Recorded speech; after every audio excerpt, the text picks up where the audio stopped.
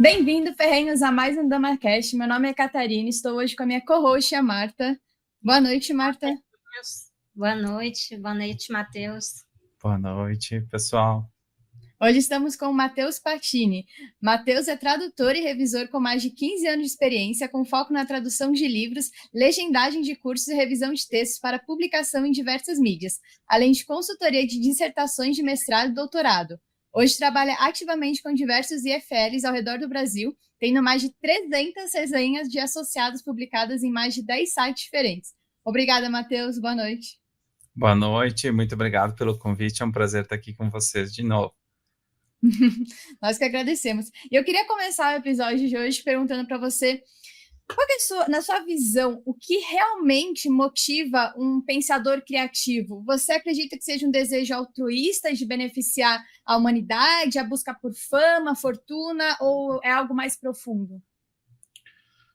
Olha, dentro do contexto do objetivismo, especialmente dos romances da Rand, o que ela destaca é que o que realmente motiva um pensador criativo não é a busca de validação externa, não é a riqueza em si, mas a satisfação intelectual e profissional de buscar a sua própria visão criativa.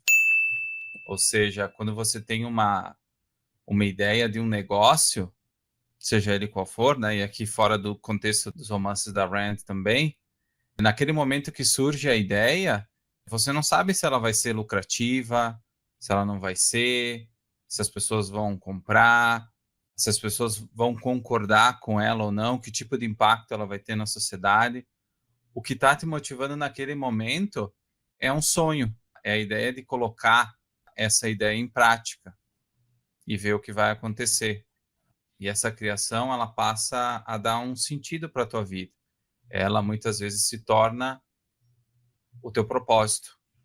E num nível social, depois, muitas vezes, grandes inovações se tornam o motor do progresso da própria civilização.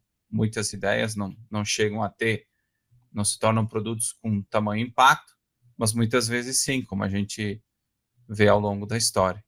Então, o benefício à humanidade, a fama e a fortuna, são consequências, me parece, de uma ideia bem-sucedida, mas não são o que motiva a pessoa a empreender e a inovar. E o Rourke é apresentado assim como um homem totalmente independente, né? De pensamento independente. É como que reflete a trajetória dele e a relação também com os outros personagens da obra? Olha, como a gente vê ao longo da nascente, todas as decisões dele, sejam decisões profissionais, decisões pessoais, elas são motivadas pela própria mente dele. Ele não está preocupado com a aprovação de terceiros, ele não está, no caso dele, preocupado em seguir tendências arquitetônicas da moda. Então ele aprende com os outros, não quer dizer que ele é uma pessoa isolada do mundo ou que ele não se beneficia, por exemplo, no caso do estágio que ele faz no início do romance, com o Cameron, e com todas as outras relações de amizade que ele cultiva ao longo do romance, ele vai aprendendo muito com as experiências de estágio, onde ele é demitido também, dando um pouco de spoiler ali da parte 1. Então, mesmo nas experiências com as quais ele não concorda 100%, onde ele se vê, de certa forma, violando, mesmo que indiretamente, os seus valores, os seus princípios estéticos e arquitetônicos no início do romance, em última instância, a decisão sempre vai ser baseada na mente dele. E a gente vê a consequência disso, especialmente no final da parte 1 do romance. Ao longo do romance também, mas especialmente no final da parte 1. Agora eu não vou dar spoiler. E em comparação com os outros personagens, nós vemos que os outros personagens, eles vivem sempre com uma relação de dependência com o mundo. Se vocês se lembrarem do Keating, do amigo do Howard, amigo entre aspas, né? Essa é uma discussão muito grande. Ele, que guia a vida dele é a validação social. Não é a mente dele, não são os valores dele, que ele acaba, ao longo do romance, não perseguindo. O Tui, por exemplo, que é um dos vilões da obra, ele depende dos outros no sentido que ele precisa dos outros para comandar, ou seja, a vida dele só tem sentido a partir do momento que ele tem poder sobre os outros. Não se sabe muito bem o que ele quer como um valor positivo, que a Rand fala, no sentido de criar alguma coisa sua, um propósito seu, positivo, de criação, de progresso, que beneficie de fato, como consequência, a humanidade, que foi falado na primeira pergunta. Então, o Rourke ele é sempre comparado, contrastado com esses personagens que vivem dependendo dos outros de alguma forma. E aí a Rand traz no romance cada um dos personagens, alguns deles, né, dependendo dos outros de alguma forma, cada um a seu jeito, né? Em relação a esses personagens secundários que a Rand quis dar um destaque maior, inicialmente o nome do livro seria Second Hand Leaves, né? E depois ela mudou para The Fountainhead. O que motivou essa mudança do título do livro? O título original era Vidas de Segunda Mão. Depois a gente entende, é um conceito que ela desenvolve, né? O que é ser um homem de segunda mão. Só que até o marido dela comentou que se ela fosse dar... Em primeiro lugar, não era um título tão comercial. Então, uma das coisas que você pensa quando vai escrever um livro, especialmente um romance, é que ele tem um título comercial, que desperta a atenção das pessoas para a leitura. Que capa bonita, que nome legal. Opa, vou dar uma olhada aqui atrás para ver na contracapa do que se trata a obra. Então tinha esse aspecto, mas principalmente ela muda para a Nascente, porque esse título original ele dava ênfase para uma coisa negativa, que ela estava criticando na obra. Então, o marido dela comentou, porque você precisa achar outro nome, porque você está escrevendo um romance inteiro para mostrar que o herói é um homem de primeira mão, como Rourke, e a capa do livro está justamente falando o contrário. Está dando ênfase para o negativo. E aí ela chega à decisão de fazer a troca, e essa troca é muito bem-vinda. Foi traduzido como a nascente, mas poderia ser a fonte, né? Ou seja, da onde que brota, no caso, os grandes inovadores, as pessoas que são independentes, as pessoas que são a origem, né, do progresso humano, no caso do contexto do romance. Então, por isso que ela troca o nome, e de fato foi uma decisão sábia por diversos motivos. Com relação a Dominique, como que você consegue assim, explicar para a gente esse paradoxo que há no fato de ela amar o Rourke, só que ao mesmo tempo ela trabalha contra ele? E, inclusive, é uma personagem irritantíssima, né? Exato. Bom, a Dominique, ela tem várias fases, da mesma forma que os seus personagens, mas ela tem fases filosóficas, vamos dizer assim, ao longo do romance.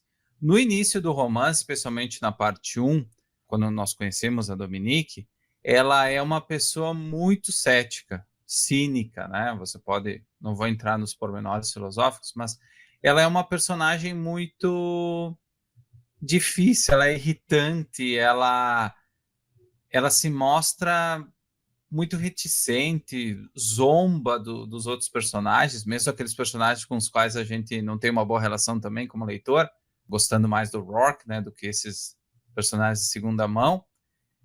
Mas, em resumo, o que ela pensa do mundo no início do romance?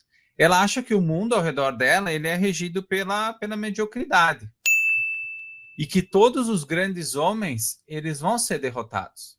Porque o que ela vê ao redor dela? Ela vê o pai dela, que é dono de um instituto de arquitetura que não tem nada de original, que obtém negócios muito mais levando para jantar do que fazendo um projeto bom, bonito, que valoriza, né, os clientes. Ela vê o Peter Keating subindo na carreira dele, ganhando prêmios. Então, tudo isso revolta ela muito.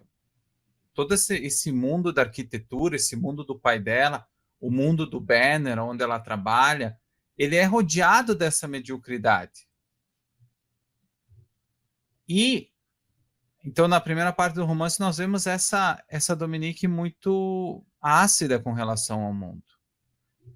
E aí nós temos um momento onde ela conhece o Rourke. E aí ela começa a mudar um pouco a perspectiva dela. Mas ela continua com o medo, né, de que o mundo vai destruir os grandes homens. Você citou a questão da arquitetura, né? E o livro critica bastante a arquitetura tradicionalista. Como você acredita que isso se traduz para outras áreas da vida? Ela tem essa questão da arquitetura, ela é muito comentada até pelas pessoas que fazem o curso, não só por estudantes de arquitetura, mas as pessoas que estão conhecendo a obra. Eu recebi vários agora nesse ano também, no curso que está se dando agora sobre a Nascente, que as pessoas elas diziam assim, não, mas eu não concordo com a crítica que está sendo feita aos modelos tradicionais, né?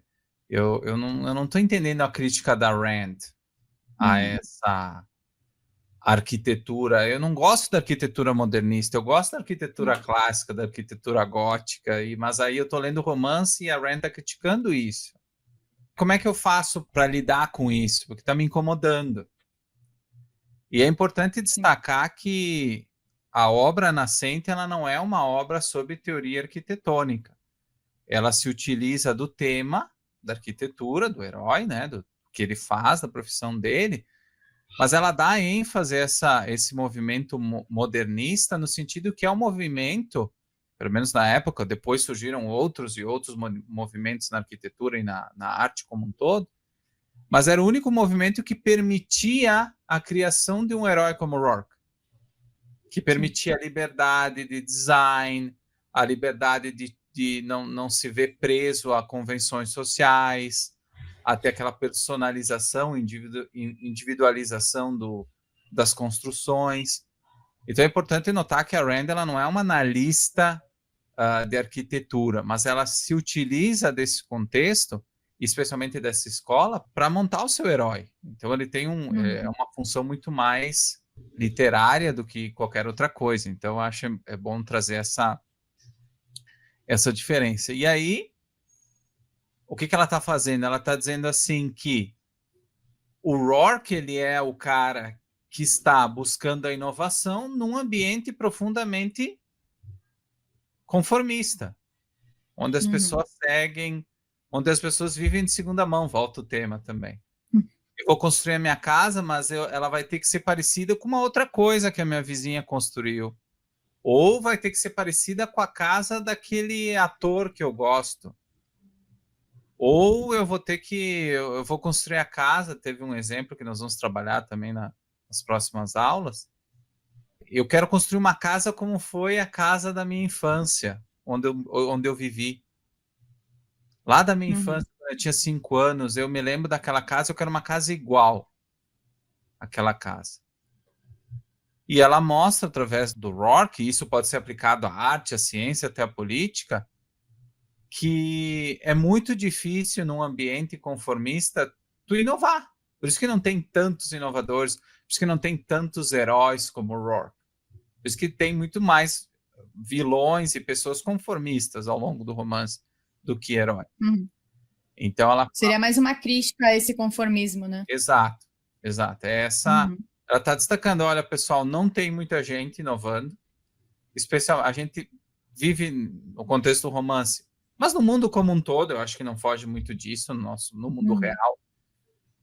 E ela também mostra ao longo do romance que você precisa ter muita persistência e que o processo ele não é automático, ou seja, o próprio herói ele passa por muitos momentos muito difíceis. Ele sofre, ele tem percalços, ele chega a entrar em falência, praticamente, ao longo da obra. Então, ela está dizendo assim, pessoal, você pode ser o herói da sua vida, você pode ser um herói, entre aspas, herói objetivista, você pode ser um Rourke, você pode ser uma Dominique, você pode ser esse tipo de pessoa, mas não vai ser automático. Uhum. Você vai enfrentar muitas dificuldades e você precisa ter a força e uma filosofia racional que ela sempre defende para viver na Terra, que te possibilite enfrentar esses percalços e chegar no momento onde que você possa se sentir um sucesso e possa mostrar que você realmente tinha capacidade para viver nesse mundo. Né? Sim. Então, nesse sentido, eu acho que ela apresenta um ideal de individualismo extremo, né? Como que isso se traduz? Isso funciona no mundo real? Trazer esse individualismo extremo para a nossa realidade? Olha, eu não gosto de falar de individualismo extremo. Eu acho que o que eu tento, vou dar o meu exemplo na minha vida, né? Que eu acho que fica mais fácil também para os ouvintes. Ela acredita que o ser humano ele nasce com uma faculdade racional, ele nasce com a capacidade de pensar. Né? E o que isso significa? É que ele tem livre-arbítrio, ele pode decidir o que ele quer fazer com a sua vida. Só que ninguém nasce individualista pronto. Eu não nasci sabendo o que era liberdade, livre-arbítrio, o que eu queria fazer da vida. Ela acredita, e eu também concordo, que você nasce tábula rasa. Eu não nasci programado. É diferente de uma visão religiosa, por exemplo, onde que você nasce com um dom, um talento, né? Que depois quando você cresce, Deus lhe deu talento e aí você desenvolve. A visão objetivista não é essa. Você tem que construir tudo isso. O seu conhecimento, a descoberta do seu propósito, ela também leva tempo. Eu gostava de idiomas, aí eu me formei em economia, fui trabalhar com comércio exterior, aí eu usava um pouco de idiomas, mas não era bem o que eu queria. Daí eu comecei a traduzir freelancer até para alguns sites liberais, fui conhecendo as ideias, fui conhecendo empreendedorismo, e aí chegou no momento que eu disse assim, não, na verdade o que eu quero é trabalhar com idiomas diretamente. Depois eu abri a minha empresa de tradução e hoje a gente está aqui falando também de algumas das obras que eu estou traduzindo. Hoje eu estou muito mais perto do meu propósito de vida. Não sei se é exatamente esse ainda, mas você tem a capacidade de ir trabalhando para você chegar cada vez mais perto dele. E, se tudo der certo, você consiga alcançar e se sentir realizado no seu trabalho. Então, é isso que é o individualismo. É você se colocar, você se comportar como ser humano e buscar os seus valores, buscar o que você quer, através do uso da sua razão, né? Não iniciando a força contra ninguém, não cometendo crimes, obviamente, seguindo esse caminho que ela considerava o caminho humano que está aberto para todas as pessoas. Isso não quer dizer que, por exemplo, o meu contexto é diferente do contexto da Marta, do seu. Então, assim, cada um tem uma vida. Talvez o Matheus lá no Líbano, é o meu caminho para ser tradutor, seria totalmente diferente. Talvez teria que ir embora de lá, ir para a Europa. Talvez em Cuba eu nem conseguiria perseguir isso, falar de liberdade. Então não é a questão, não tem como a gente tirar do contexto, né? Mas é basicamente isso, é isso que eu vejo que ela quer transmitir nos romances. Voltando aqui a Dominique, eu acho estranho porque, assim, no início da obra, o tempo inteiro, ela está procurando algo, uma coisa ideal, que ela acha que não existe. Aí, de repente, quando ela encontra o Rourke, que é exatamente o que ela queria, ela vai lá e casa com outro. Como é que eu posso explicar essa parte?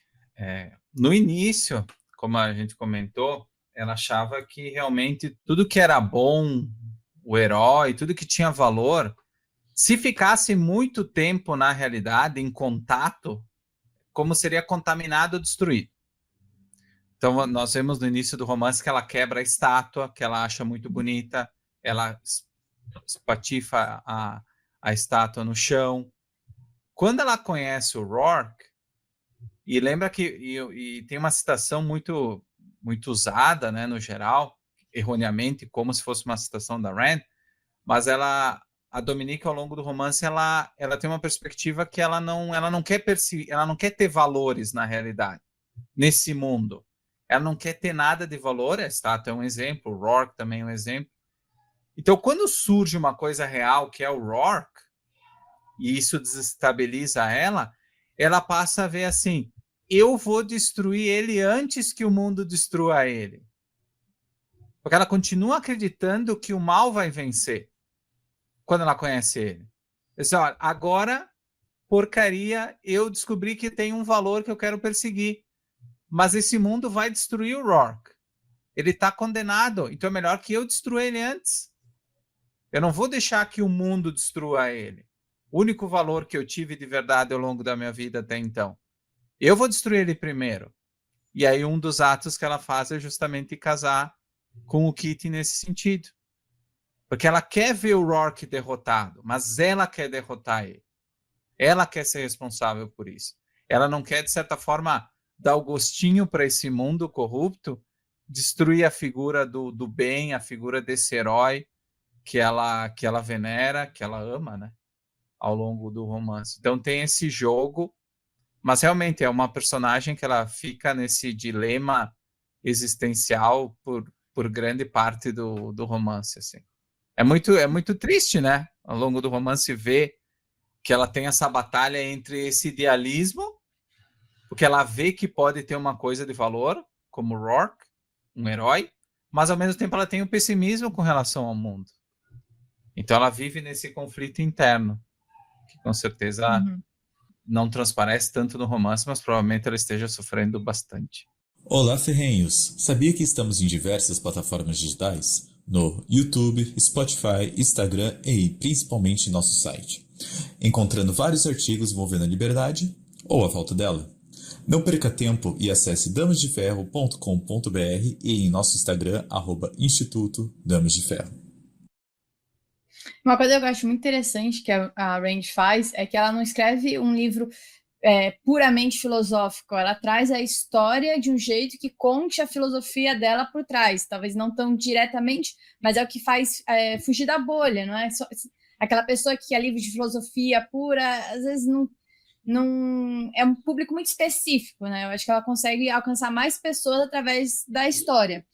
E o A Nascente, ele é tratado como um romance filosófico. Você acredita que ele funciona melhor como uma história ou como um manifesto de filosofia que é muito recheado por trás quando a gente entende o que ela quer mostrar em cada personagem?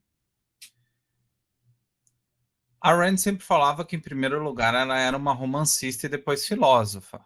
E exatamente isso a gente vê até pela ordem de publicação dos livros, né? Então, primeiro saem todos os romances, depois ela começa a publicar os journals e os primeiros livros, os ensaios organizados por tema, né? Como A Virtude do Egoísmo, o Manifesto Romântico, Filosofia Quem Precisa Dela, são coleções de ensaios. Então, esses livros eles começam a ser organizados depois desse processo dos romances. O que é o romance? Ela era apaixonada por literatura. Então, em primeiro lugar, ela queria escrever um livro, um romance mesmo, né? Não um tratado filosófico. Mas ela se utiliza, sim, e vocês se lembram dos discursos que existem dentro dos romances, por exemplo, para demonstrar ideias abstratas em ação. Então, ela torna a filosofia mais acessível também através dos romances. Por mais que não seja esse o principal objetivo dela. Mas sim, ela traz um pouco dessa filosofia. E isso serve para qualquer autor, né? Quando a gente fala de arte, nós estamos falando da forma mais eficaz de inspirar as pessoas nas suas vidas. Um livro, uma banda, né? Aí ela entra no contexto de senso de vida, que é um outro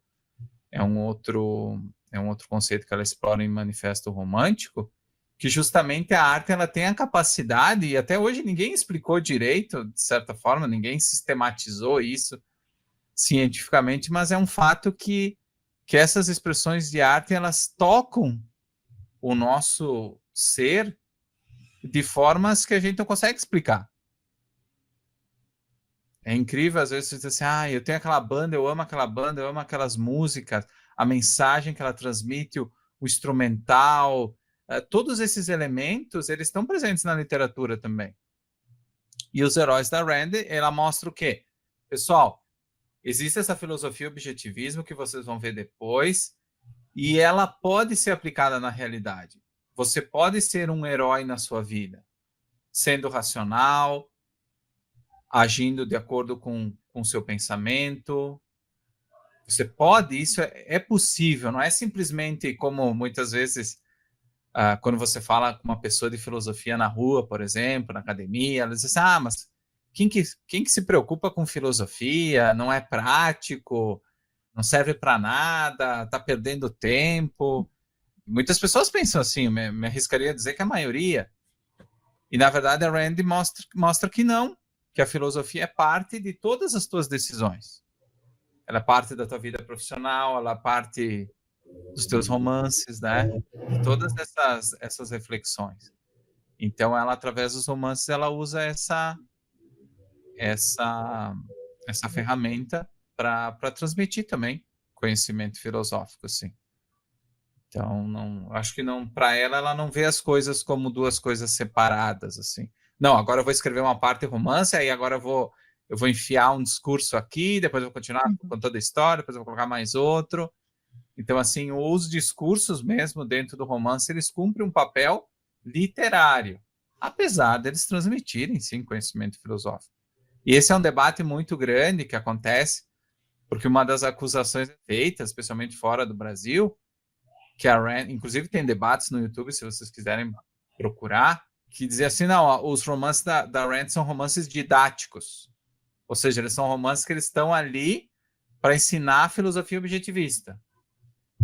E, na verdade, não é o caso, né?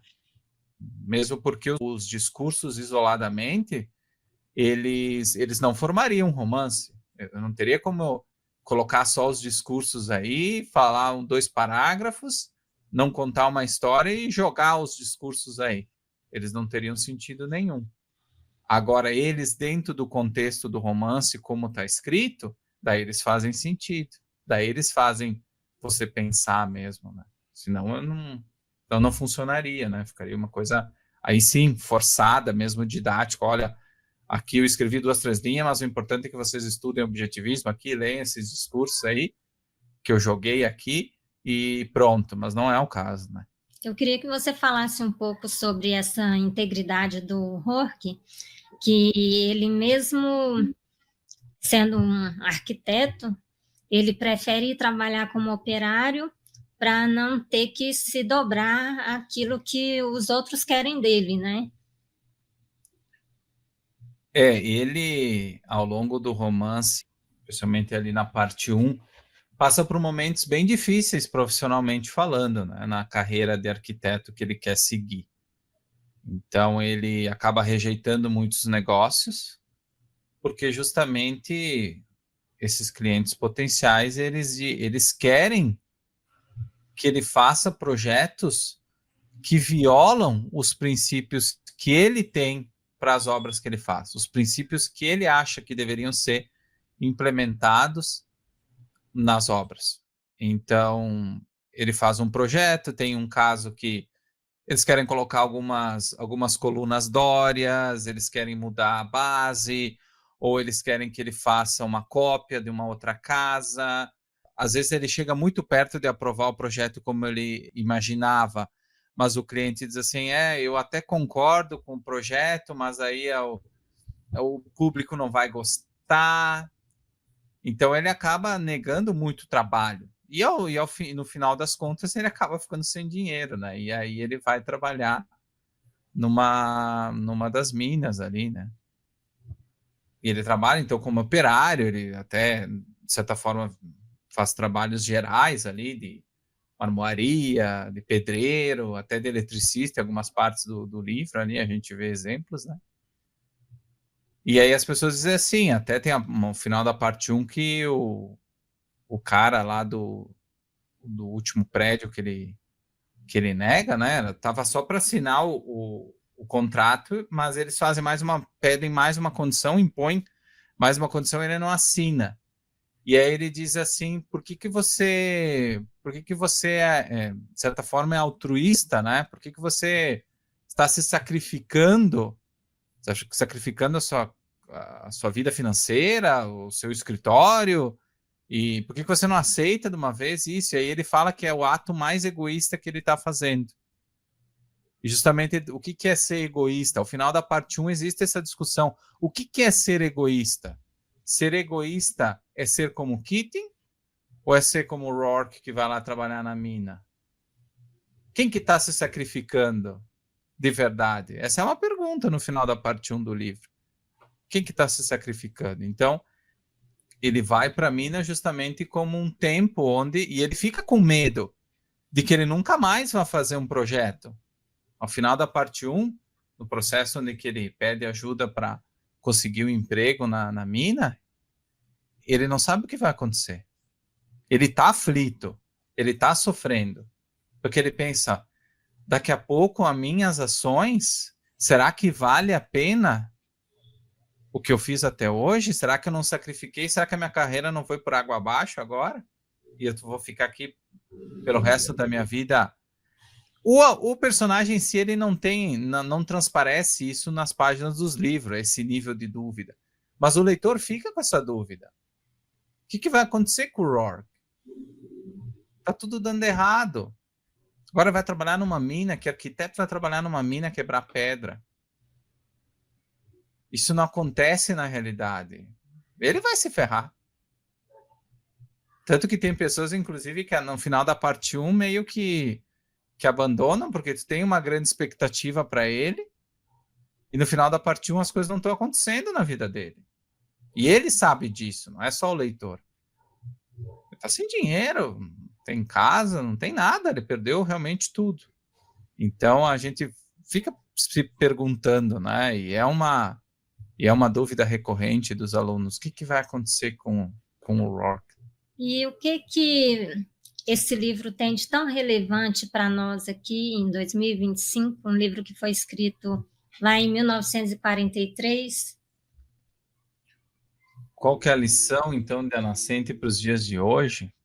Isso. Eu acho que é o mesmo conflito, né? A Rand falava que a nascente trata da individualismo versus coletivismo na alma do homem. Não é um livro Político, né? não é um livro político como a Revolta de Atlas, e nem como Nós que Vivemos, mas é um debate interno. Então, esse debate entre independência e conformidade, autenticidade e copiar, né? Ser um homem de segunda mão, se deixar influenciar pelos estilos e pelas tendências da moda. Ela traz também qual que é o impacto na mídia, da mídia na opinião pública. Apesar disso ser um tema secundário, ela traz isso muito forte com o Banner. O que a mídia é capaz de fazer? Até que ponto ela é capaz de influenciar a opinião das pessoas? A gente vê diversos exemplos ao longo do romance. Novamente, não é um dos temas principais que ela queria tratar, que o foco dela era nesses indivíduos, os homens de primeira mão e de segunda mão, os individualistas e os coletivistas. Mas ela traz esses temas aqui, e no Brasil, hoje em dia, fica muito claro, né, o impacto da mídia nas pessoas, né, na análise das pessoas, na vida das pessoas, né? E, para além disso, o foco é muito dado também na parte da profissão, mas a gente pode questionar isso na política, na nossa psicologia. Hoje mesmo saiu uma notícia nós temos números recordes de pessoas sendo internadas com ansiedade, depressão, problemas psicológicos como um todo. E a grande parte dos problemas psicológicos, né, deixando de lado, obviamente, alguém que tem algo de origem genética ou por traumas específicos, se dá na grande pergunta: quem sou eu nesse mundo? Como eu faço para buscar os meus valores? Que relações que eu tenho que ter ou não? Eu digo que eu devo cultivar ou não para a minha vida? Né? Hoje nós vemos separações, por exemplo, como é que eu faço para ter vínculos saudáveis? Com quem eu devo ter vínculos ou não? Será que eu devo ficar solteiro? Será que eu devo casar? Se eu devo casar, casar com quem? Que valores são meus valores? Porque hoje em dia nós temos influencers de todos os tipos, né? Então, para qualquer assunto que você queira pesquisar, ou que você queira aprender, existe um influencer ou milhões de influencers. É uma dúvida que eu tenho sobre a nascente, por exemplo. Se eu for para a internet, eu tenho 75 respostas diferentes para uma mesma pergunta. E no final das contas, o pensamento, o objetivismo, o pensamento da Rand, ele é o canal, ele é a ferramenta que vai te permitir refletir sobre essas coisas e chegar numa conclusão objetiva. E da mesma forma que os heróis da Rand, muitas vezes a gente exige de nós mesmos uma perfeição, de acertar na primeira, de fazer o julgamento correto. Muitas vezes nos falta informação, daqui a pouco o contexto não está muito claro. Daqui a pouco nós olhamos para trás na nossa vida e dissemos assim, se eu tivesse feito diferente. E a Rand destaca o quê? Que sim, você deve usar o passado para refletir o que deu certo, o que deu errado. Mas você não deve se prender da mesma forma que a Dominique, é um exemplo. Não adianta a Dominique na parte 3 olhar para trás e dizer assim, aquela Dominique da parte 1, que detestável que eu era. Não, eu quero saber do futuro. Eu tive aquela fase, eu estava errada. E agora eu posso mudar. E muitas vezes na nossa vida a gente não se permite mudar. A gente quer ficar daquele jeito como a gente era, porque é mais seguro. Os personagens também da Nascente trazem isso. O Keating sofre. Ele conquista muita coisa, mas ele não sabe, não faz muito sentido, aí a mãe dele se intromete na vida dele, daí ele não vai atrás dos projetos, aí ele ganha um prêmio, mas daí não representa nada para ele. Ele tem a pessoa com quem a gente vê no início do romance que ele gosta, que é um dos únicos valores dele, a gente vai ver depois o que acontece, né, ao longo do curso também, da leitura do livro. Mas assim, é muito fácil, se você não está bem centrado e você não se permite ser humano, é muito fácil você cair naqueles lugares comuns, né? De ter medo de mudar, que toda mudança é difícil. E nem todo mundo está disposto, outro fato, né? Nem todo mundo vai ser Rourke na vida. Talvez a maioria das pessoas não vão ser, por diversos motivos. Não vai ser um herói da Rand. Mas a gente tem essa capacidade. Só que a gente tem que estar disposto a pagar o preço por isso. E muitas vezes o preço é sofrimento, o preço é saber esperar, construir uma carreira. O Rourke, lembra, no início do romance, ele praticamente tinha, até o final da primeira parte, ele teve 4 projetos. O Keating, na mesma parte 1, ele deve ter tido mais de 100 projetos. Então, assim, eu acho que esse é o desafio. É por isso que a Nascente, inclusive a Nascente é mais popular para muitas pessoas do que a Revolta de Atlas, especialmente para os mais jovens, aquelas pessoas que estão descobrindo o que elas querem fazer da vida, estão nesse processo de faculdade, de saber como é que eu me comporto no mundo. A Revolta de Atlas é mais para as pessoas já mais estabilizadas, assim, um pouco mais velhas, mas a Nascente ela marca muito a vida dos jovens. Muita gente começa, inclusive, pela Nascente e depois vai para os outros romances, né? Eu comecei pela Revolta de Atlas, mas eu tenho um carinho muito grande pela Nascente também. Então, é um livro que divide, vamos dizer assim, divide o primeiro lugar entre os romances da Rand junto com a Revolta de Atlas. A Revolta de Atlas vendeu mais, né? Vende ainda mais, mas eu acho que no longo prazo a Nascente vai se aproximar, justamente por isso, porque é um livro atemporal, né? Ele fala de Revolta de Atlas também, né? No sentido mais filosófico do termo, mas como romance, como motivação, eu acho que a Nascente vai ter uma vida útil maior, assim. Daqui a 100, 150 anos as pessoas vão estar ainda falando, né? Porque me parece que a motivação, a busca de propósito é algo que sempre permeou a vida do ser humano, seja antes da Revolução Industrial, lá na Grécia Antiga, como é nos dias de hoje. Então, eu não vejo que vá perder a importância assim ao longo do tempo. Já pensou em investir nossas ideias? Estamos com camisetas e canecas exclusivas com a qualidade garantida da Viés. Aproveite e compre na viesbr.com. A Ayn Rand, ela é uma das autoras mais influentes dos Estados Unidos, né? Tanto que a Revolta de Atlas era o segundo só atrás da Bíblia, né? Mais influentes. Só que aqui no Brasil a gente não vê as pessoas falando tanto da Ayn Rand ainda. Você acredita que isso está mudando? Você acha que é uma questão de a gente não tinha acesso a esses livros ou uma questão que a cultura não permitia que um livro como Ayn Rand entrasse mais na população brasileira? Olha, eu acho que são as duas coisas, né? O Brasil, como a gente sabe, é de uma matriz religiosa, né? A maioria da população diz seguir uma linha religiosa ou ter algum tipo de crença nesse sentido. Então, de fato, você lidar com um público assim, hoje não temos muitos objetivistas no Brasil, e especialistas em objetivismo no mundo, eu acho que não passa dos 100. Digo, pessoas que realmente entendem a filosofia. Então, o Brasil não é exceção nesse sentido, né? E, claro, a questão da tradução, eu vou puxar a sardinha para o meu assado, mas antes do objetivismo no Brasil, nós tínhamos praticamente 3 obras no mercado, que era Nascente, Revolta de Atlas e Cântico. E hoje, graças a não só o meu trabalho, mas eu traduzi 6 ou 7 livros já, a questão da relação com as editoras, hoje o Brasil, o português, é a segunda língua das obras da Rand.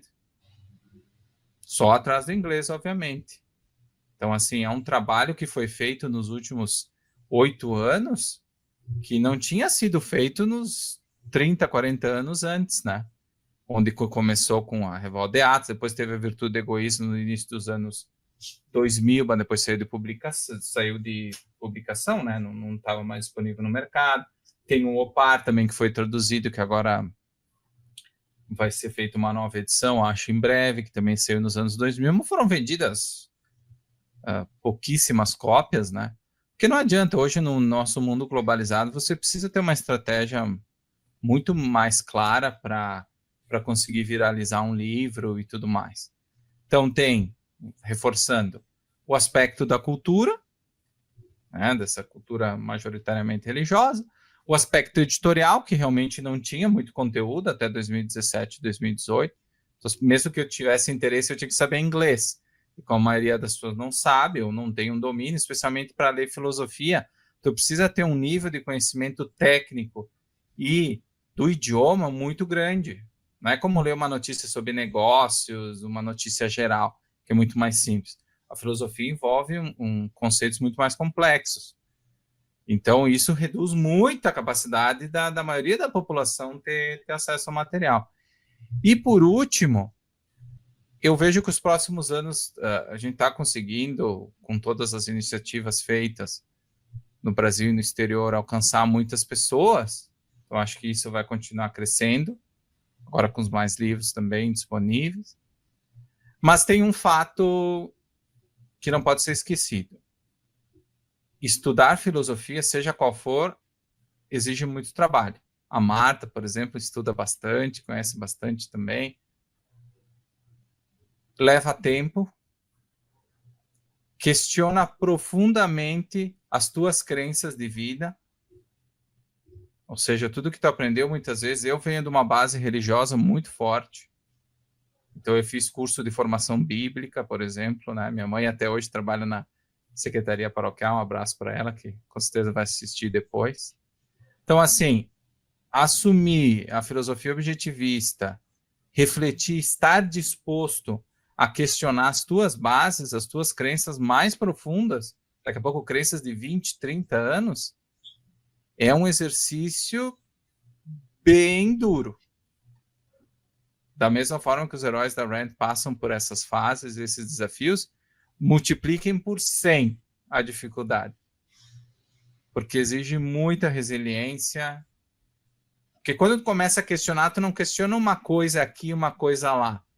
Tu vai questionando profundamente as tuas crenças. As tuas crenças desde o mais básico. Como eu lido com as pessoas, como eu me imponho, como eu decido, como eu me relaciono com as pessoas. Será que eu participo desse podcast ou não?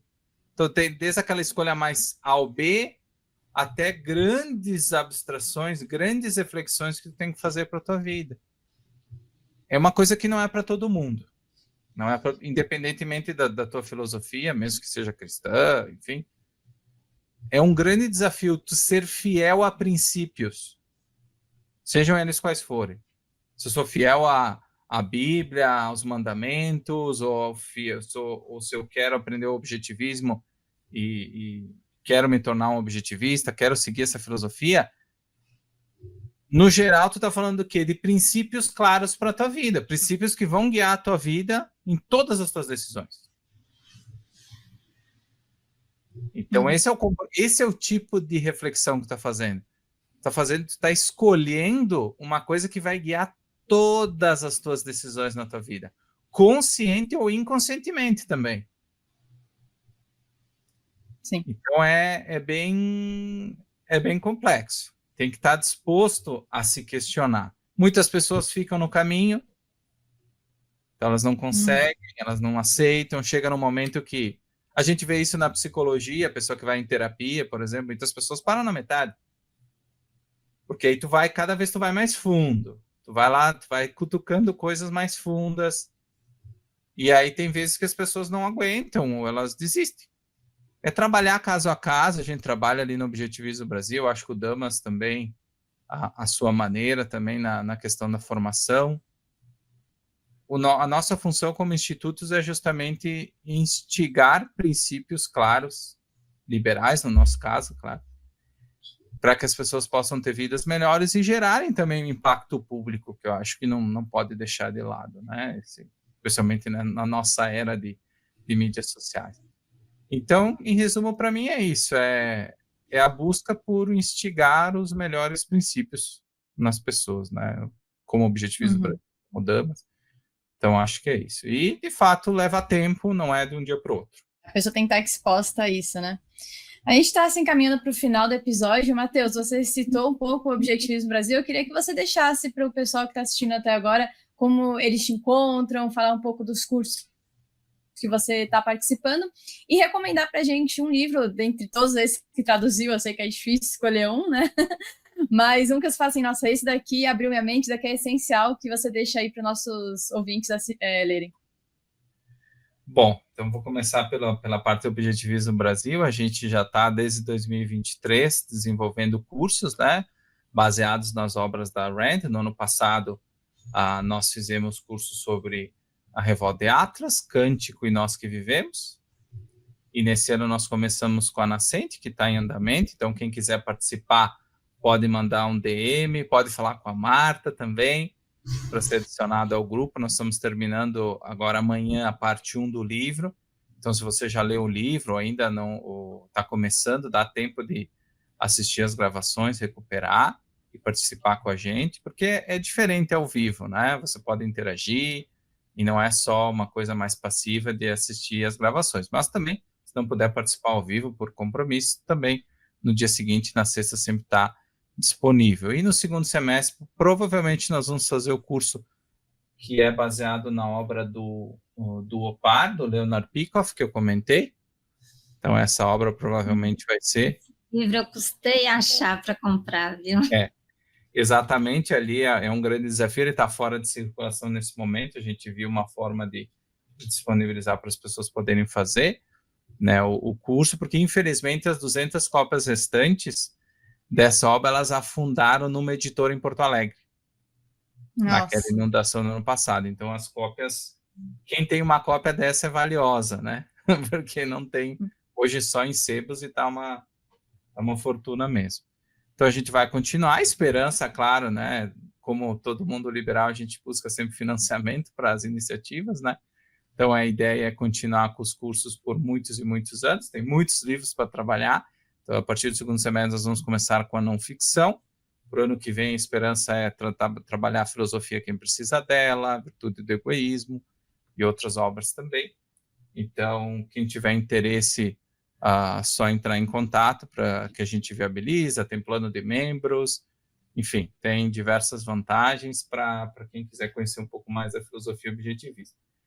E sobre livros, é complicado escolher um, eu acho que eu traduzi Nós que Vivemos, na verdade, né, que foi o primeiro romance que ela escreveu, a gente teve o curso no ano passado, mas eu acho que para quem está começando, que eu acho que é o foco mais do podcast também, esses novos líderes da liberdade, eu acho que vale a pena, de fato, começar pela Nascente, porque ela faz você pensar bastante sobre a sua vida, sobre os seus valores, sobre o que importa para você e o que não importa, dá uma dica sobre o mundo como um todo, as armadilhas que existem, às vezes, como é muitas vezes mais tranquilo seguir o que os outros estão fazendo, é mais cômodo, menos arriscado, mas ao mesmo tempo tem um preço muito grande fazer isso. Por que é importante ser uma pessoa de primeira mão, como o Rourke? Então traz todas essas reflexões que eu acho que para a vida, não só dos jovens, mas de todas as pessoas, é muito importante. Então eu recomendo, seguindo o tema do episódio, eu recomendo para começar a Nascente. Leiam os outros romances também, obviamente, Revolta de Atlas, Cântico, Nós que Vivemos tem uma pegada um pouco diferente dos outros três, mas é igualmente interessante. Ele traz a primeira ideia de um herói, de um homem ideal que a Rand busca ao longo dos seus romances, e ela, de certa forma, ela aperfeiçoa o homem ideal ao longo dos romances, né? Mas o primeiro protótipo de homem ideal é a Kira, né? Que é a heroína de Nós que Vivemos. É um livro que tu sente ele na carne mesmo. É um livro muito próximo do concreto. Então é uma experiência diferente dos outros romances, que vão se tornando aos poucos mais filosóficos, mais abstratos. O Nós que Vivemos é um romance bem firme, bem cru, bem direto nas experiências da heroína e nas reflexões. Então ele é diferente dos outros. Então, se você leu, por exemplo, A Nascente e quer mudar um pouco, vai para Nós que Vivemos, depois você volta para a Revolta de Atlas, para ter uma experiência um pouco diferente. Muito obrigada, Matheus, pela participação. Obrigada, Ferrenhos, que assistiram até agora, e obrigada, Marta, por mais um episódio. Até a próxima. Pessoal, pelo convite. Até a próxima, Ferrenhos. As opiniões do convidado não representam a posição do Damas de Ferro enquanto instituição.